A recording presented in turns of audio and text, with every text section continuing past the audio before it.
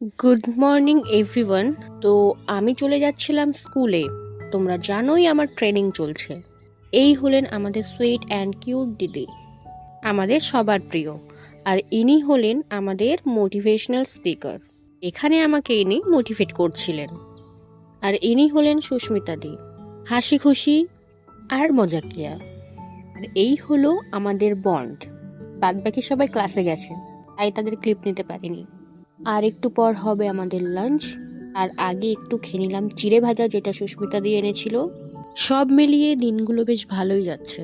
I wish এরকম happiness যদি সারা জীবন থাকতো।